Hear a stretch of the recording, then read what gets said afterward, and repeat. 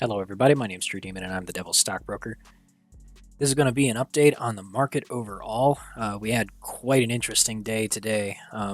So, SPY has been pushing this rally for the last 3 weeks now, trying to break back out above the level of 390.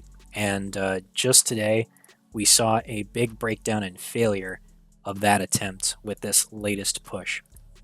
On the daily, what we saw on Friday was a huge green candle where we broke through the daily 50 EMA, and we thought that we were going to challenge a previous resistance at 390 this week.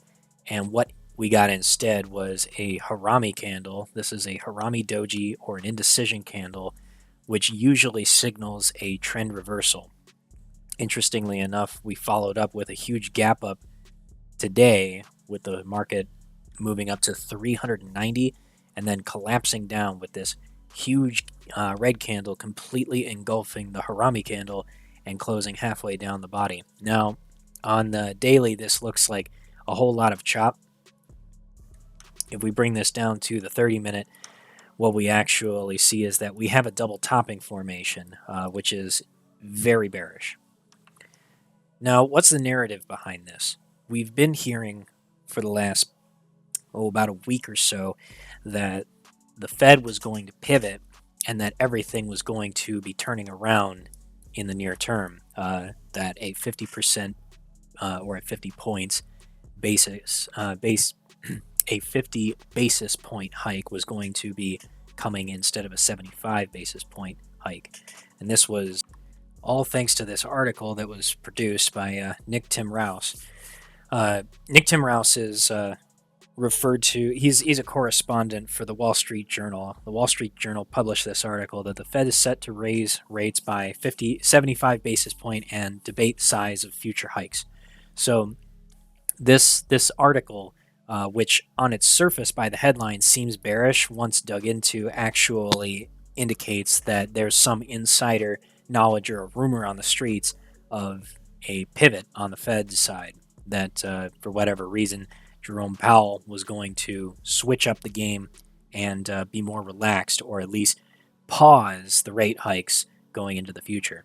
Specifically, this statement that some officials have begun signaling their desire both to slow down the pace of increases soon and to stop raising rates early next year to see how their moves this year are slowing the economy. This is false. The Fed's already stated several times that they will be continuing rate hikes throughout the rest of this year and continuing into early next year.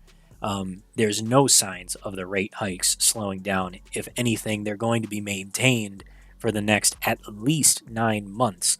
So this statement is it's in complete contradiction to everything that the Fed has been speaking on for the last 7 months.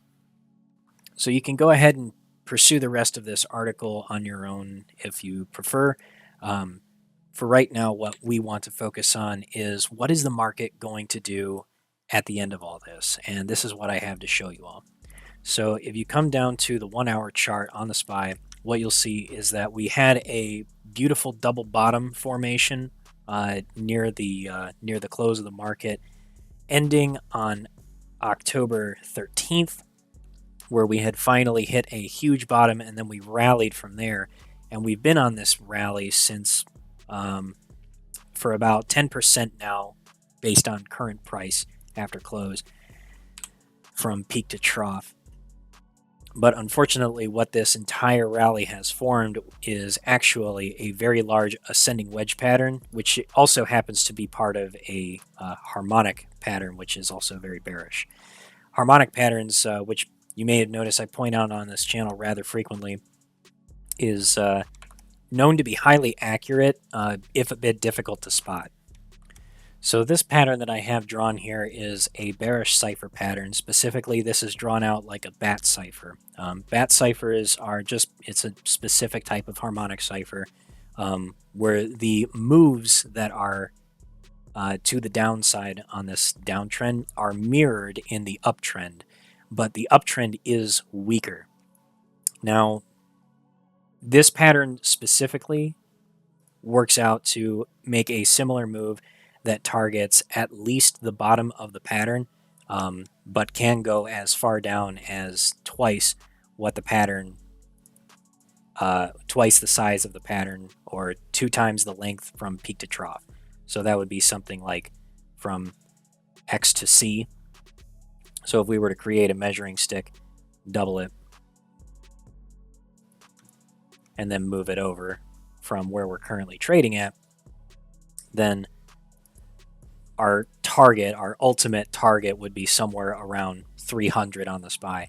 Now, I don't necessarily think that we're going to see that in the next month or even in the next quarter, but there is signs that there is technical resistance to where the SPY is currently trading, and this agrees with the fundamental thesis that the entire market has been pushed up on the back of a rumor, which is completely unfounded and materially false. And even Nick Timiraos has already retracted his statements and has pivoted his statements from that article that was printed before. And just to back up the statement, this is exactly what I'm talking about in Nick Timiraos's statements made in this article, or rather this interview transcript where he was speaking with Ryan Knutson. He was pointing out that it was very flatly certain that the Fed was going to raise rates by about 75 basis points. Right, it was this statement right here. The Fed is going to raise interest rates by 0.75 of a percentage point, which is a lot, but it's what they've done for the last 3 meetings. Throughout the rest of this interview, they go back and forth about financial conditions of the economy and how fast is too fast, how slow is too slow, and vice versa. The point of all the statements leading up to that, the Fed pivot is not coming just yet. And this is exactly the problem with everybody jumping the gun. Like, this entire earnings season has been really bad for just about every single stock ticker that's here on my watch list. Like Apple, they barely came out above. Amazon did horribly. Google did abysmally. The banks made money, but they always make money during high interest rates.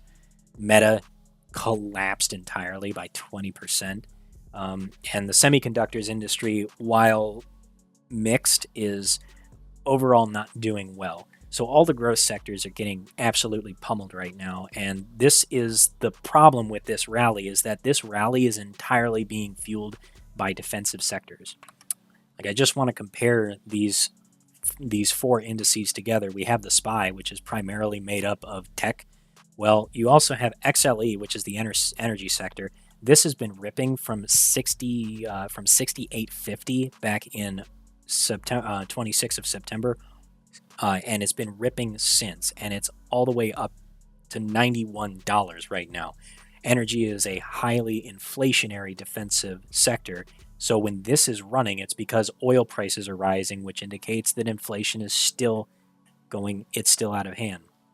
XLP, which is the consumer staples sector. This is essentially everything that everyone needs, foodstuffs, and basic necessities from retail stores. This has also been ripping since the 10th of October, and it's lifted the entire SPY because SPY is diversified. It's still very tech heavy, but if I were to add the Qs to this, if I were to put on NASDAQ's Qs, notice that the Qs totally sideways. The Qs have barely moved. They're chopping around to the side, along with consumer discretionary, which is XLY index that you see in the light blue. Both of these moving with the Qs are barely trending up, as opposed to XLE, XLP, which are just mooning, just totally taking off. And I believe XLV, which is the healthcare sector, also just taking off to the upside. Here's the problem with the entire thesis of everybody on Wall Street that's saying that a rally is going to continue and that the Fed is going to pivot.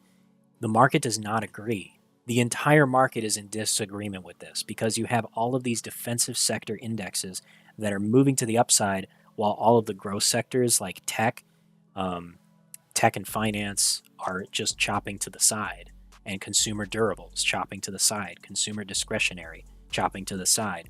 all of these stocks and sectors that are typically the ones that lead the charge of these rallies are all going sideways, barely up at all.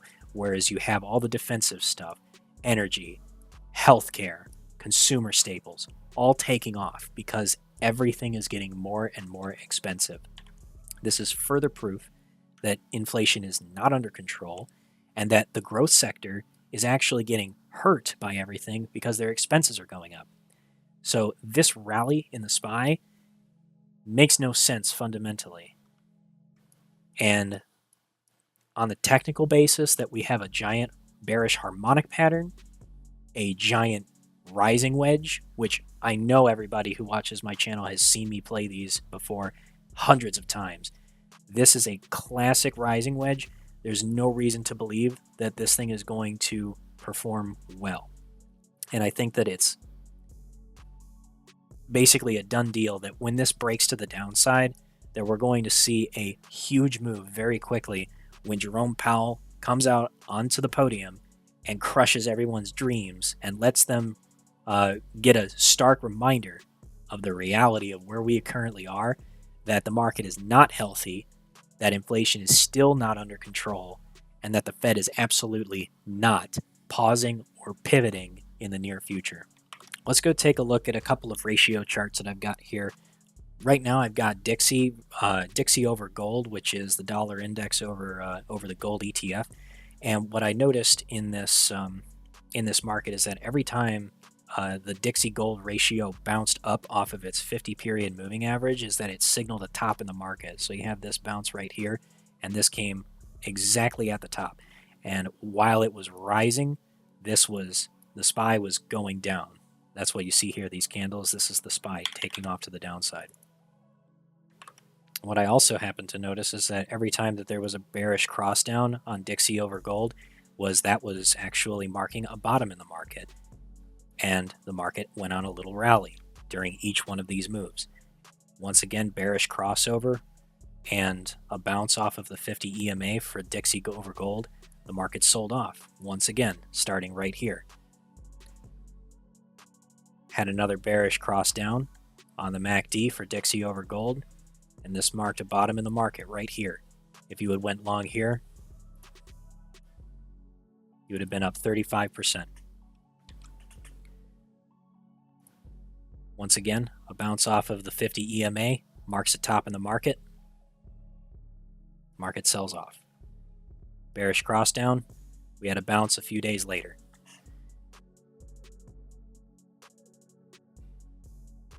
Touch of the 50 EMA, top in the market.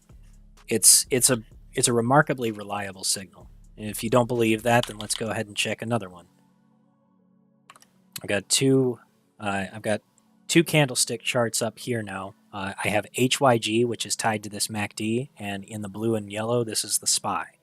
So HYG always precedes the moves in the SPY every single time. This signal has been 100% reliable in this market. Now, HYG, what is this? This is the high yield bonds. You hear me talk about this in the Discord all the time, or if you're on my YouTube channel watching my streams occasionally, then you'll also hear me talking about this pretty frequently. So what do we have going back here? We had a big, deep red candle that preceded a move to the downside in the SPY. This was HYG deciding that the market had hit a top once it rejected off of its 200-period daily moving average. What about right here? When HYG rejected with this big engulfing red candle right here, this marked a top in the market that was later followed by the SPY. The SPY barely moved down to the downside.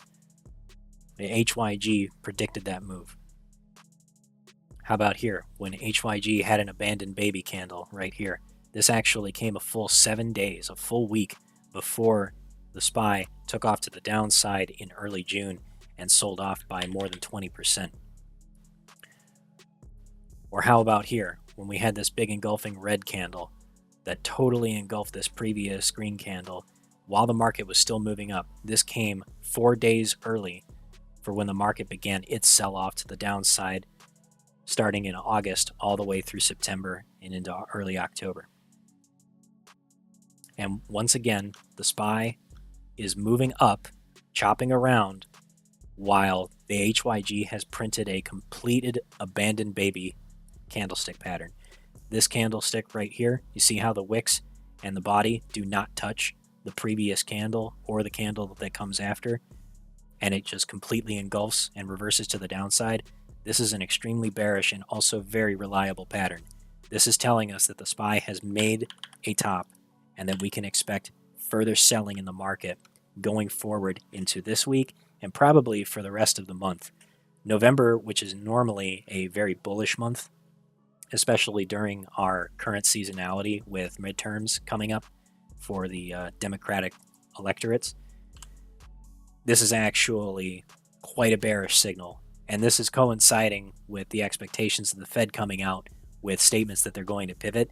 The technicals do not agree, and the bond market absolutely does not agree. This signal is enough to convince me that we are moving further to the downside. The MACD also turning to the downside is further evidence to convince me that the market is going to make a new low and that we are going to revisit this price area of $71 for the SPY. This can get even uglier, where we'll start to see prices around $360 again within the next 3 to 4 weeks. Now, I don't necessarily think that SPY is the only way to play this. NASDAQ, which has been struggling really hard lately, is very tech sector heavy, and we're going through all of our earnings periods of all of our big heavy hitters, Apple, Meta, Microsoft, Netflix, Nvidia, so on and so forth. All of these tickers have already expressed that they are taking major losses and are suffering increased expenses due to inflation, along with supply chain issues. And this narrative has been continuing since October, where nothing really got better, not even in the slightest, and yet the market rallied. So I'm anticipating that between SPY and NASDAQ, or the Qs if you like to play the Qs, there's going to be opportunities to short the market back to the downside, where we will retest these previous lows. Some additional confirmation of this is that we have this bearish sandwich candle. We actually had a harami right here, this green, and then a small red candle in the middle. This is also a harami indecision doji candle. And we gapped up and then closed below that harami today. All of these signals are just telling us that the market is rejecting this level of resistance. The 50 EMA on the daily is a perfect level that we have seen the market reject time and time again. Every single time that we have failed to break and hold above this level, we have seen a major sell-off in the market. Every single time. Big sell-off, big sell-off, big sell-off, big sell-off. Every single time. Let's move over to the VIX and see what our volatility index signal tells us. Currently, what we're actually producing is what is the beginning of a rising 3. What you see here is we have this big red engulfing candle, and then we have a gap up, and then the candle closes below right at its 200 period daily moving average. And then we had another spinning top candle that is printing at the same level. We keep closing at this lower level where the VIX has got essentially a line of support, and it's perfectly seated at the 200 period daily moving average. Now, we've had these huge moves in the VIX where we would shoot to the upside and then we would come down and we would retest the 200 period before jumping up again. And this actually signals a market sell-off. And every time that we've done this, shooting to the upside and then coming down to retest the 200 period moving average, we spend the next week to 2 weeks just shooting to the upside. And coincidentally, this coincides with all the times where the market went into a Fed speech or a Fed FOMC meeting optimistically, thinking that things were over, that the rally was going to start or a rally was going to continue, and that optimism got crushed by Jerome Powell and the other Fed speakers when they gave everybody a stark reality check and let them know, hey, we're not going to pivot. So the VIX is starting to show signs that it is done falling and that more fear is going to be coming into the market. What I really want everybody to just be very acutely aware of is that right now the market is being manipulated like it always has been. It gets manipulated by the Fed, it gets manipulated by the mainstream media, by the Wall Street Journal, by any number of outlets that are trying to sell a narrative that will push the market in a specific direction. And every single time they're always setting up somebody to take the fall. Somebody has to be left holding the bag. What I want to achieve here is to teach retail how not to be a bag holder and to look at the evidence that suggests that what's going on in the market and the story that's being sold to everybody and spoon-fed to you is a lie. Use your brain. Think very critically about what's going on in the market, what you see around you in the real world. Take note that gas prices are still going up, that food prices are still going up, that everything's more expensive, and I'll be damned if a single one of you are out looking at the stores thinking, I can't wait to buy my next iPhone. Because I know that right now, I'm struggling to make ends meet every single day. Things have just gotten so out of hand expensive, and I know that all of these other big companies, these big tech sector firms, are struggling every single day to find more sales volume, and it's just not there. Moving over to the Russell 2000, the IWM, we are also seeing a topping formation in this sector as well. So currently we actually have a abandoned baby candle on the 1 hour chart that showed up right here. This big gap up that happened early in the day has been totally left abandoned. We also had an evening star pattern right here, and if I were to go get my RSI indicator,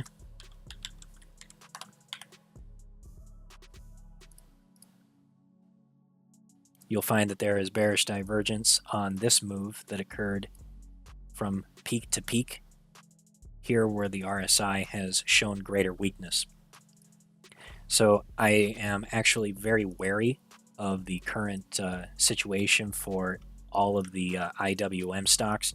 Small cap tickers are likely going to start to retrace and give back some of their momentum and their gains that they have been creeping back and clawing back from the market over the last several weeks. So I would anticipate this selling off in a similar manner. If you see this breaking down towards 180, then this is a signal to consider getting out of your long positions and possibly going short for another downside move where we will retest support here, here, and here. For the SPY specifically, as I mentioned, bearish divergence here and a bearish crossover twice with a great big ascending wedge or a rising wedge, both bearish patterns that will lead the SPY to hesitate here, bounce, and try to recapture support before dropping out completely to here, here, and then finally here. The Dow Jones Industrial Average Index has already made its top as well, with a large double top formation on this candle and this candle, where we have seen RSI bearish divergence and a bearish cross down with one touch outside of the price cloud on the price cloud oscillator for the MACD. Both of these signals indicate that the market was reaching a top for the Dow Jones Industrial Average, so we can expect Dow Jones Industrial stocks to start to retrace.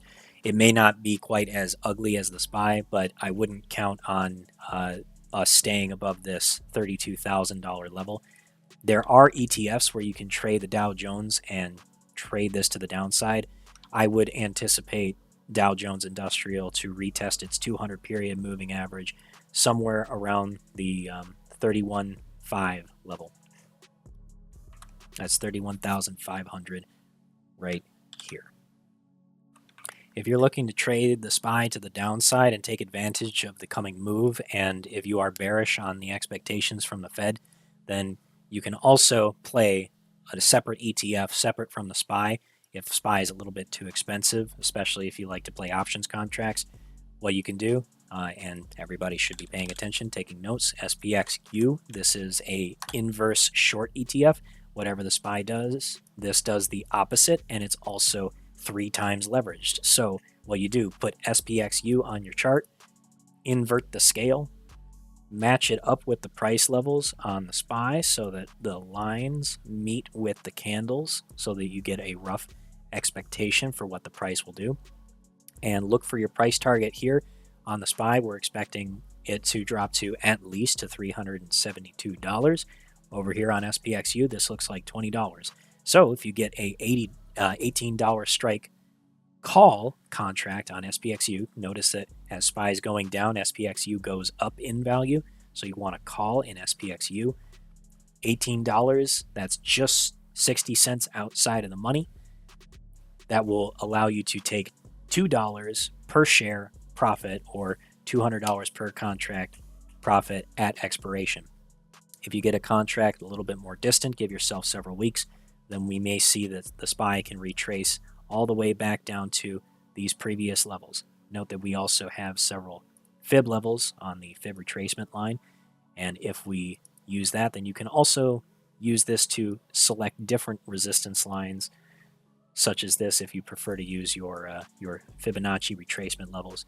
This can provide you with a little bit different but just as good levels of support to draw from and pay attention to look for opportunities to take profit.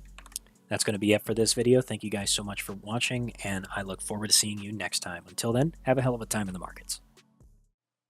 Thank you guys so much for tuning in to watch this video. If you enjoyed the content and you found this information helpful to you in your own trading strategies, be sure to leave a like on the video. It helps out the YouTube algorithm and helps us reach out to others who need this information too. Be sure to subscribe if you want to see more. And if you're not a member of Hell's Trading Floor already, consider joining our Discord by joining us at hellstradingfloor.com, which will allow you to sign up for our Discord at discord.gg/hellstradingfloor. Thank you guys so much for watching, and I look forward to seeing you in the next one. Until then, have a hell of a time in the markets.